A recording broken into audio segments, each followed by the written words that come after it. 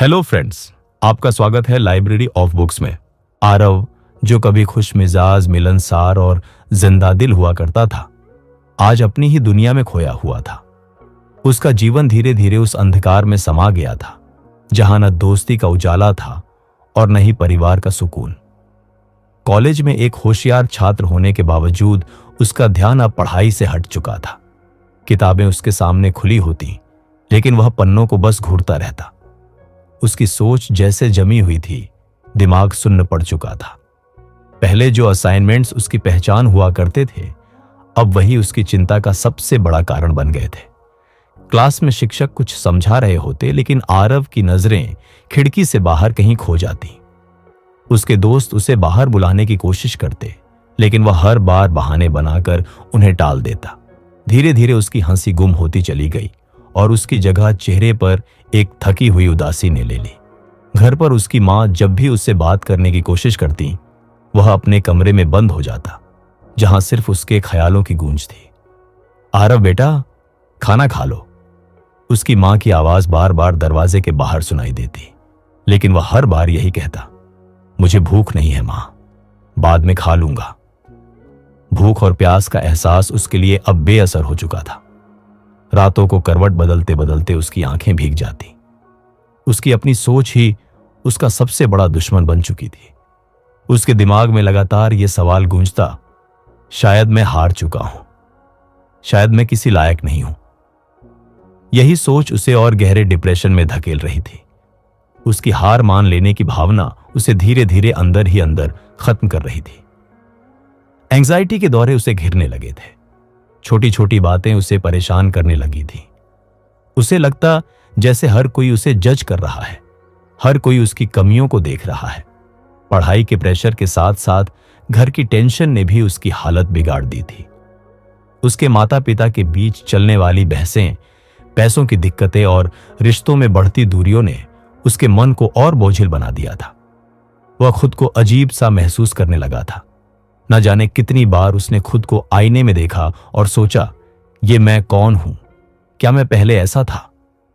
एक रात जब उसकी बेचैनी अपनी चरम सीमा पर थी, वह अपनी डायरी लेकर बैठा और लिखने लगा, मुझे समझ नहीं आ रहा कि मेरे साथ क्या हो रहा है। ऐसा लगता है जैसे सब कुछ मुझसे छूट रहा है। शायद मैं ही सब कुछ खराब कर रहा हूं। लिखते लिखते उसकी आंखों से आंसू बहने लगे। महीनों से दबी उसकी भावनाएं डायरी के पन्नों पर बहने लगीं। वह रोता रहा तब तक जब तक उसकी आंखें सूख न गईं। अगले दिन वह अपनी डायरी लेकर पार्क में जा बैठा। ठंडी हवा उसके चेहरे को छू रही थी। आसमान में बादल छाए हुए थे, लेकिन उसके अंदर का तूफान जैसे धीरे धीरे शांत हो रहा था। उस दिन उसने महसूस किया कि जब उसने अपने दर्द को शब्दों में ढाला तो उसका बोझ थोड़ा हल्का लगने लगा, जैसे उसके अंदर की अनकही चुप्पी को कोई सुन रहा हो। भले ही उसे उस वक्त इसका एहसास न हुआ हो, लेकिन यह उसकी हीलिंग का पहला कदम था। एक लंबी लड़ाई की शुरुआत, जहां उसे अपने खोए हुए रिश्ते को फिर से तलाशना था, अपने आप से, अपनी उम्मीदों से और अपने अपनों से। आरव की यह हालत उसके दोस्त कबीर के लिए चिंता का विषय बन गई थी। कबीर और आरव बचपन के दोस्त थे, जिनका साथ किसी भी मुश्किल घड़ी में नहीं टूटता था। कबीर ने कई बार आरव को समझाने की कोशिश की, लेकिन आरव अपनी ही दुनिया में खोया हुआ था। एक दिन कबीर ने ठान लिया कि वह आरव को इस स्थिति से बाहर निकालेगा। वह आरव के घर पहुंचा और बिना कुछ कहे उसके कमरे में घुस गया। उठ आरव, बहुत हो गया, अब चल बाहर चलते हैं, कबीर ने उसके बिस्तर से चादर खींचते हुए कहा।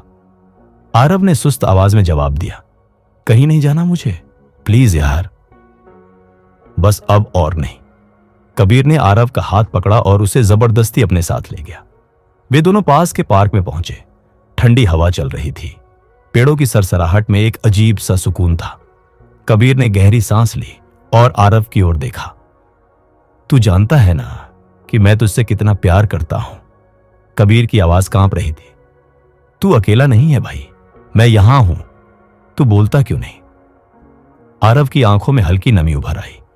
वह कुछ कहने ही वाला था कि कबीर ने उसकी डायरी निकाल ली, जो आरव हमेशा अपने साथ रखता था।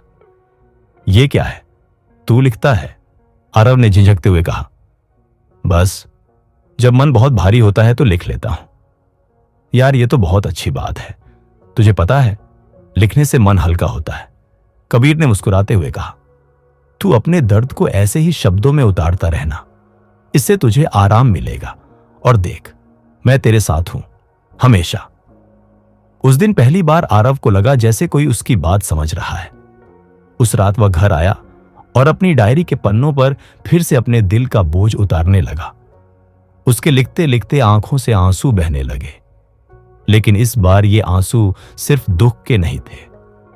इन आंसुओं में एक उम्मीद छुपी हुई थी। आरव की जिंदगी में कबीर की मौजूदगी ने थोड़ी राहत दी थी, लेकिन उसके मन के अंदर की उथल पुथल अभी खत्म नहीं हुई थी। कभी कभी वह फिर से अकेलापन महसूस करता, खासकर तब जब उसके माता पिता के बीच बहस बढ़ जाती। एक शाम जब घर में बहुत तनाव भरा माहौल था, आरव चुपचाप अपने कमरे से निकलकर छत पर चला गया। हवा में हल्की ठंडक थी और वह आसमान के तारों को ताकते हुए सोचने लगा, क्या मैं कभी ठीक हो पाऊंगा? क्या मेरी जिंदगी में सच में खुशी वापस आ सकती है? अगले दिन कबीर उसे कॉलेज के काउंसलर के पास ले गया। वहां उन्होंने मैडम शालिनी से मुलाकात की, जो अपने शांत स्वभाव और समझदारी के लिए मशहूर थी। मैडम शालिनी ने प्यार भरी मुस्कान के साथ कहा, आरव, जो कुछ तुम महसूस कर रहे हो वह तुम्हारी गलती नहीं है। यह सिर्फ एक फेज है और हम इसे पार कर सकते हैं, लेकिन इसके लिए तुम्हें अपनी फीलिंग्स को एक्सप्रेस करना होगा। आरव ने झिझकते हुए अपनी बातें कहना शुरू किया। मुझे हमेशा लगता है जैसे मैं किसी के काम का नहीं हूं, जैसे मैं कभी किसी को खुश नहीं कर सकता। मैं थक चुका हूं इस सब से।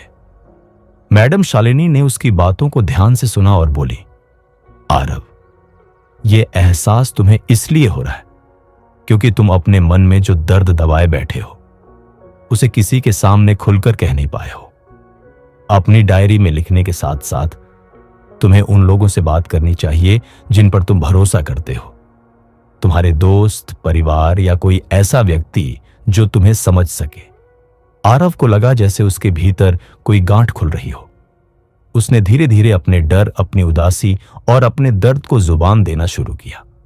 कबीर उसके हर शब्द पर ध्यान दे रहा था और हर बार जब आरव कुछ कहता, कबीर उसे यह एहसास दिलाता कि वह उसके साथ है। धीरे धीरे आरव को महसूस हुआ कि उसके अंदर का बोझ थोड़ा हल्का हो रहा है। आरव के भीतर आशा की हल्की किरण तो जागी थी, लेकिन उसकी मानसिक स्थिति अभी भी पूरी तरह से सामान्य नहीं थी। एक दिन जब वह अपने कमरे में बैठा डायरी में लिख रहा था, तभी उसकी मां कमरे में आई। आरव बेटा, खाना खा ले, उन्होंने प्यार भरी आवाज में कहा। आरव ने सिर हिलाकर हामी भर दी, लेकिन उसकी आंखों में अब भी थकान और तनाव दिख रहा था। रात को वह बिस्तर पर लेटा छत को घूर रहा था। मन में हजारों सवाल उमड़ रहे थे। मैं कब पूरी तरह ठीक होऊंगा? ये डर और उदासी कब खत्म होगी? क्या मैं फिर से वैसे ही मुस्कुरा पाऊंगा जैसा पहले करता था? उसके अंदर का अंधकार अब भी मजबूत था। अगले दिन कॉलेज में कबीर ने उसे लाइब्रेरी में बैठा देखा। क्या हुआ यार, आज फिर से परेशान लग रहा है? कबीर ने चिंतित होकर पूछा। आरव ने धीमे स्वर में कहा, यार, मुझे लगता है कि मैं कभी भी इससे उबर नहीं पाऊंगा। हर चीज से भागने का मन करता है। कबीर ने उसका हाथ थामा और बोला, तुझे याद है जब तूने क्रिकेट टीम में सिलेक्शन के लिए कितनी मेहनत की थी? तुझे याद है तूने कैसे हार मानने के बजाय दुगनी मेहनत करके अपनी जगह बनाई थी? देख भाई, तू इतना कमजोर नहीं है जितना खुद को समझ रहा है। आरव को वह समय याद आ गया जब वह अपनी मेहनत से कॉलेज की क्रिकेट टीम में सिलेक्ट हुआ था। कबीर ने मुस्कुराते हुए कहा, तेरी यही ताकत तुझे फिर से ऊपर उठाएगी। धीरे धीरे आरव ने अपनी दिनचर्या को सुधारने की कोशिश शुरू की। वह सुबह जल्दी उठने लगा, एक्सरसाइज करने लगा और ध्यान करने की आदत डाल ली। डायरी में लिखना उसकी सबसे बड़ी राहत बन गई थी। वह हर दिन अपने विचारों को कागज पर उतारता और खुद को समझने की कोशिश करता। धीरे धीरे उसकी सोच में बदलाव आने लगा। एक दिन काउंसलर मैडम शालिनी ने उसे एक एक्सरसाइज करने को कहा। आरव, मैं चाहती हूं कि तुम रोज अपनी 3 छोटी छोटी खुशियों को लिखो, चाहे वो कितनी भी छोटी क्यों ना हो। उन्होंने कहा। पहले तो आरव को यह व्यायाम अजीब लगा, लेकिन कुछ ही दिनों में उसे एहसास हुआ कि उसकी जिंदगी में कई ऐसे पल हैं जो खुशी देने वाले होते हैं, बस वह उन्हें नजरअंदाज कर रहा था। वह उन छोटे छोटे पलों को संजोने लगा, जैसे कबीर के साथ कॉफी पीना, मां के हाथ का बना खाना या अपने छोटे भाई के साथ बैठकर पुरानी फिल्में देखना। धीरे धीरे आरव ने महसूस किया कि उसकी जिंदगी में सकारात्मकता लौट रही है। हां, उसकी मुश्किलें अभी खत्म नहीं हुई थी, लेकिन अब उसके पास अपने दर्द को संभालने का तरीका आ गया था। उसने जाना कि दर्द को छिपाने के बजाय उसे स्वीकार करके ही वह उससे पार पा सकता है। आरव के जीवन में थोड़ी स्थिरता तो आ चुकी थी, लेकिन मानसिक बोझ अभी पूरी तरह से हल्का नहीं हुआ था। उसके माता पिता के झगड़े बढ़ते जा रहे थे, घर का माहौल तनावपूर्ण होता जा रहा था और आरव के दिमाग में फिर से वही घबराहट और उदासी घर करने लगी थी। कई बार उसे लगता कि उसका खुद पर से नियंत्रण खत्म हो रहा है। एक दिन जब उसके माता पिता के बीच जोरदार बहस हो रही थी, आरव खुद को अपने कमरे में बंद करके बैठ गया। उसका दिल तेजी से धड़क रहा था, सिर में भयंकर दर्द था और उसकी सांसें उखड़ रही थी। उसे समझ नहीं आ रहा था कि वह इस घुटन से कैसे बाहर निकले। अगले दिन कॉलेज में भी उसका ध्यान भटक रहा था। कबीर ने उसके चेहरे पर चिंता के भाव देखकर पूछा, क्या हुआ यार, घर पर सब ठीक है ना? आरव ने सिर झुकाकर कहा, नहीं, कुछ भी ठीक नहीं है। माँ पापा हर वक्त लड़ते रहते हैं, घर जाने का मन ही नहीं करता। कबीर ने उसकी पीठ थपथपाई और कहा, तू अकेला नहीं है भाई, कभी कभी चीजें हमारे हाथ में नहीं होती, लेकिन इसका यह मतलब नहीं कि हम खुद को ही सजा देने लगे। काउंसलर मैडम शालिनी ने भी आरव से बात की और उसे समझाया कि अपनी भावनाओं को लिखना और व्यक्त करना कितना जरूरी है। उन्होंने उसे जर्नलिंग थेरेपी के बारे में बताया। आरव ने उसी दिन डायरी में अपनी भावनाएं लिखनी शुरू कर दी। उसने अपने डर, गुस्से और निराशा को शब्दों में उकेरा।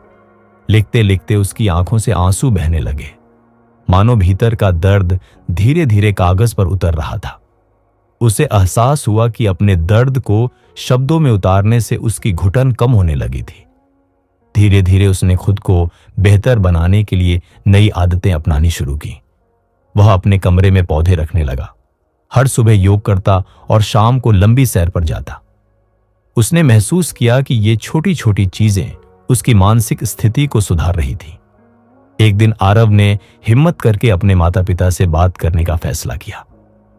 उसने उन्हें अपने दिल की सारी बातें बताईं कि कैसे उनके झगड़े ने उसकी मानसिक स्थिति पर असर डाला है और वह अब इस दर्द को और सहन नहीं कर सकता।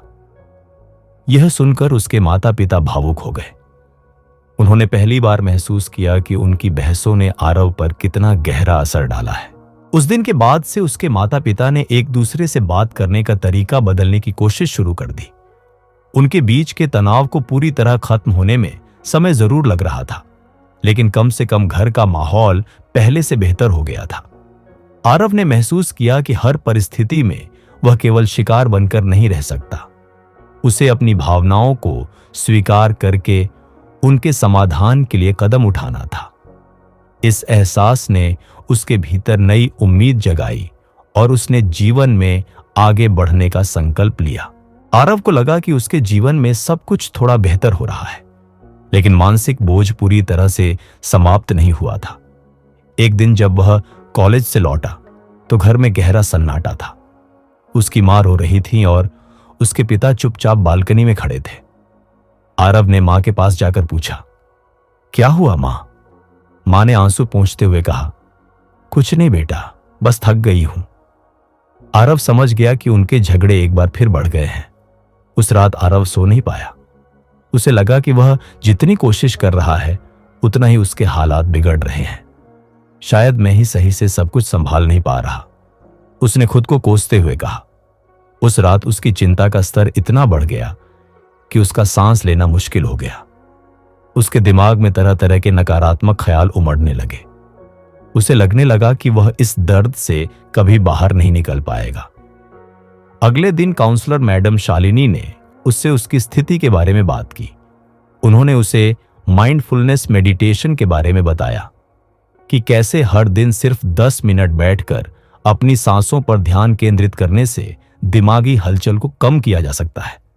शुरुआत में आरव को यह व्यायाम अजीब लगा, लेकिन धीरे धीरे उसने इसमें आराम महसूस करना शुरू किया। एक शाम आरव पार्क में बैठा था जब उसकी मुलाकात एक बुजुर्ग व्यक्ति से हुई जिनका नाम प्रकाश था। प्रकाश अंकल ने आरव से उसकी परेशानी के बारे में पूछा। आरव ने धीरे धीरे अपने मन की सारी बातें उन्हें बता दी।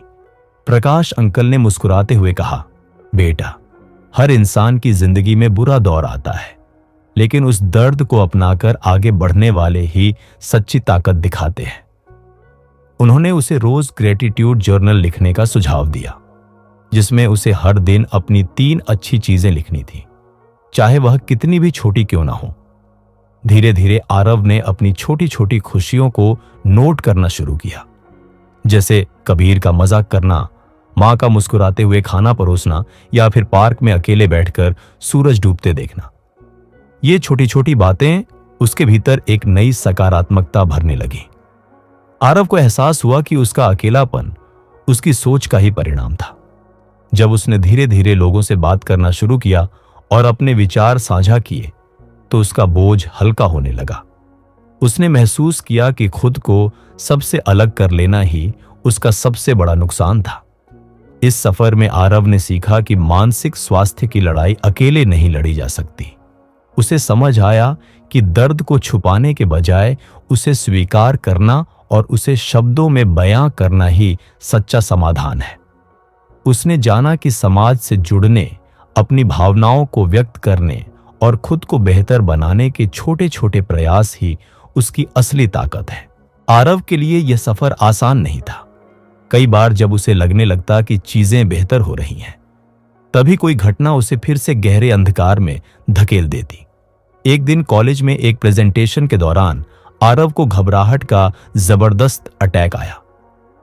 उसका दिल तेजी से धड़कने लगा, हथेलियां पसीने से भीग गईं और उसकी सांसें तेज हो गईं। उसे लगा कि वह वहीं बेहोश हो जाएगा।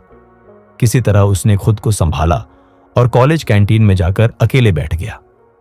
वहीं उसकी मुलाकात सिया नाम की लड़की से हुई।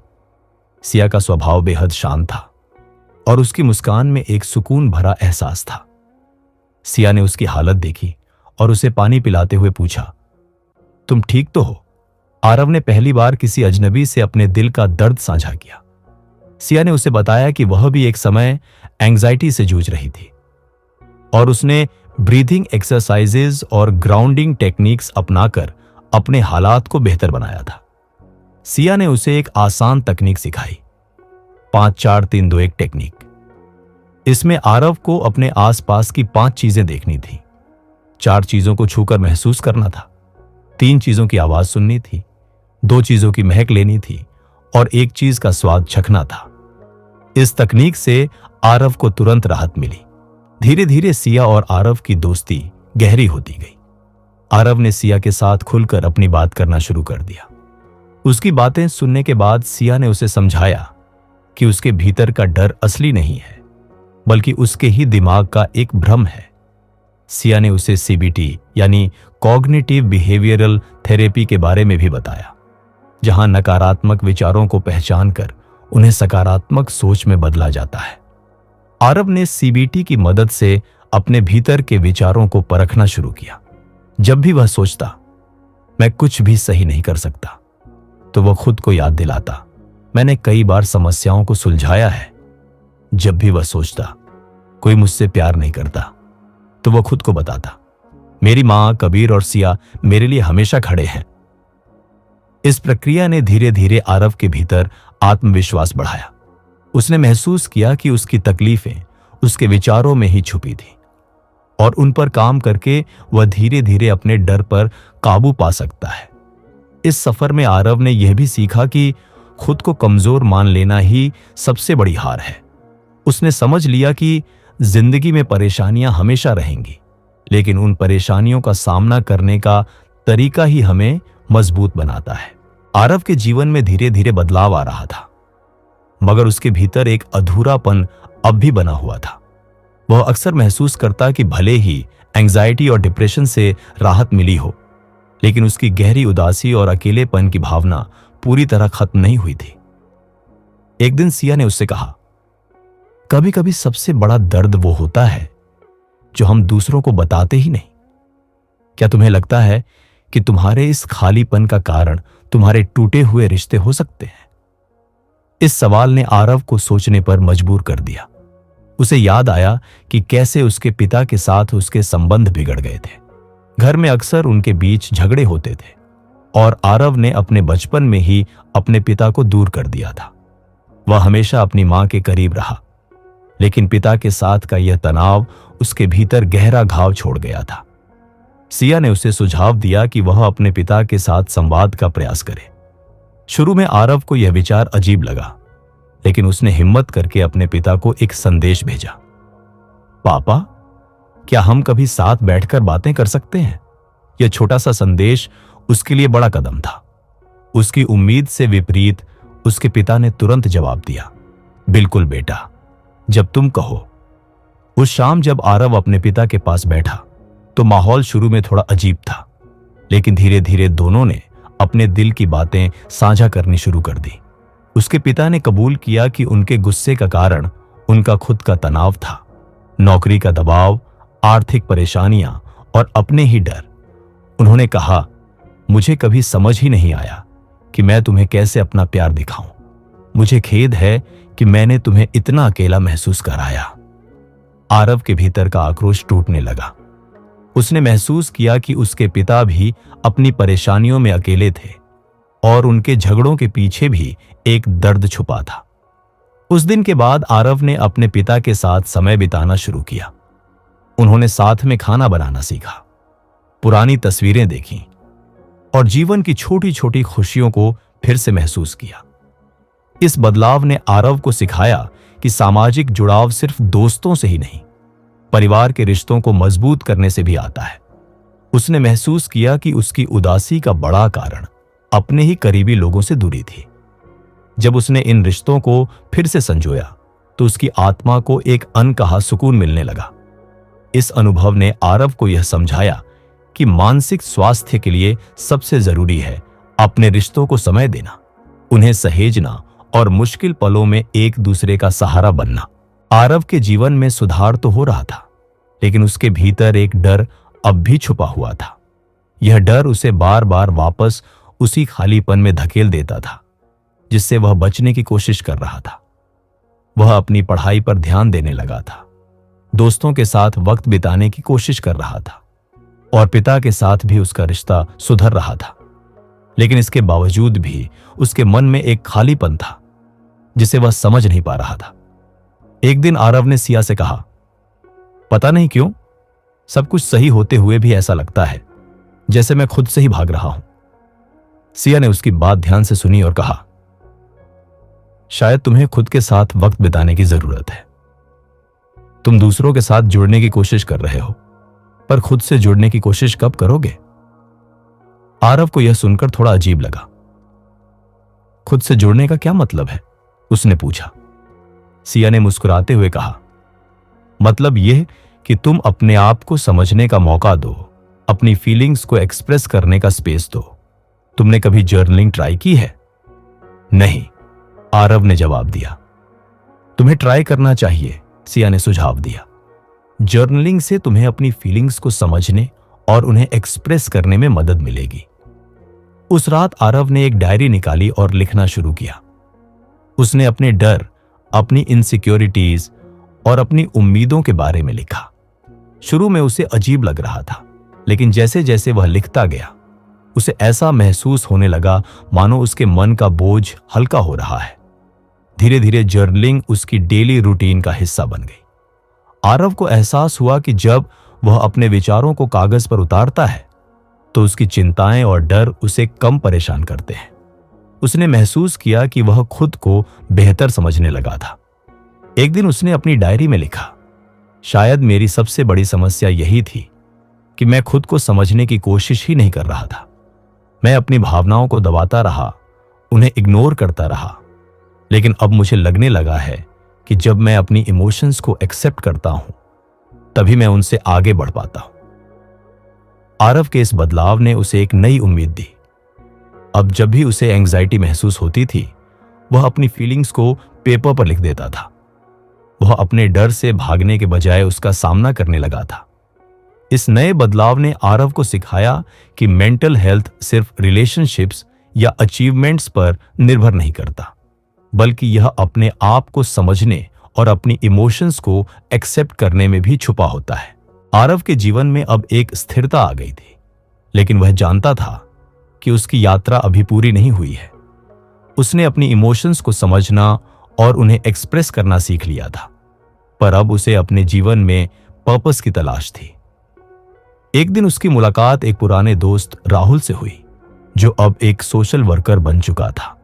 बातचीत के दौरान राहुल ने आरव से कहा, तूने कभी किसी ऐसे इंसान की मदद करने के बारे में सोचा है जो सच में परेशान हो?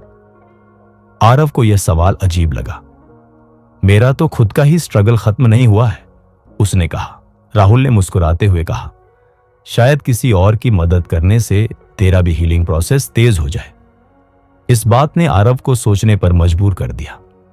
कुछ दिनों बाद उसने एक लोकल एनजीओ में वॉलंटियर के तौर पर काम शुरू किया। वहां उसने उन बच्चों के साथ काम किया जो गरीब बस्तियों में रहते थे और शिक्षा से वंचित थे। पहले दिन एक छोटा लड़का, जिसका नाम विवेक था, आरव के पास आया और बोला, भैया, मुझे पढ़ना बहुत मुश्किल लगता है। आरव ने उसे हौसला देते हुए कहा, कोई बात नहीं, हम साथ में प्रैक्टिस करेंगे। धीरे धीरे आरव को एहसास हुआ कि विवेक की स्थिति कभी उसकी जैसी ही थी, कंफ्यूजन, डर और एक अदृश्य खालीपन। लेकिन आरव को विवेक में उम्मीद दिखी। उसने विवेक को न सिर्फ पढ़ाई में मदद की, बल्कि उसके कॉन्फिडेंस को भी बढ़ाया। एक दिन विवेक ने मुस्कुराते हुए कहा, भैया, जब आप यहां होते हो तो मुझे बहुत अच्छा लगता है। आरव को यह सुनकर बहुत खुशी हुई। उसे एहसास हुआ कि दूसरों की मदद करना उसकी खुद की हीलिंग प्रोसेस का हिस्सा बन गया है। उस रात जब उसने अपनी डायरी में लिखा, तो उसने महसूस किया कि उसकी चिंता काफी हद तक कम हो गई थी। अब जब वह अपनी भावनाओं को स्वीकार कर चुका था, उसे अपना पर्पस भी दिखने लगा था। आरव ने अपनी कहानी को कागज पर उतारा और उसे खोया हुआ रिश्ता नाम से एक ब्लॉग पर पब्लिश किया। उसका ब्लॉग वायरल हो गया और कई लोगों ने उसे मैसेजेस भेजे कि उनकी भी लाइफ में ऐसे ही स्ट्रगल्स थे। आरव ने सीखा कि मेंटल हेल्थ का सफर सिर्फ खुद को समझने तक सीमित नहीं होता, बल्कि दूसरों के साथ जुड़ने और उनके लिए कुछ करने में भी सच्चा सेटिस्फैक्शन छुपा होता है। अब आरव को लगता था कि वह अपने जीवन की उस गहराई को पा चुका है जिसे वह इतने समय से तलाश रहा था, खुद से और दूसरों से एक गहरा कनेक्शन। आरव की कहानी हमें यह सिखाती है कि मानसिक स्वास्थ्य की समस्याएं केवल भीतर की खामोशी से नहीं जुड़ी होती, बल्कि अपने आसपास के माहौल, रिश्तों और जीवन के पर्पस से भी गहराई से जुड़ी होती है। एंजाइटी, डिप्रेशन और बर्नआउट को समझने के लिए केवल दवाइयां ही पर्याप्त नहीं होती। अपने इमोशंस को एक्सप्रेस करना, मीनिंगफुल रिलेशनशिप्स बनाना और अपने जीवन में उद्देश्य ढूंढना भी हीलिंग का एक अहम हिस्सा है। आरव ने सीखा कि मेंटल हेल्थ का सफर सिर्फ खुद को समझने तक सीमित नहीं होता, बल्कि दूसरों के साथ जुड़ने और उनके लिए कुछ करने में भी सच्चा सेटिस्फैक्शन छुपा होता है। इस पूरी यात्रा के बाद आरव को महसूस हुआ कि डिप्रेशन सिर्फ एक बीमारी नहीं थी, बल्कि यह उसकी लाइफ का वह फेज था जिसने उसे गहराई से सोचने और खुद को समझने का मौका दिया। सबसे बड़ी सीख यही थी, कनेक्शन ही वह की है जो हमें आइसोलेशन से बाहर लाकर हमारी हीलिंग को मजबूत करती है। इस ऑडियो बुक को अंत तक सुनने के लिए आपका धन्यवाद। आशा है आपको इससे कुछ नया जानने और सीखने को मिला होगा।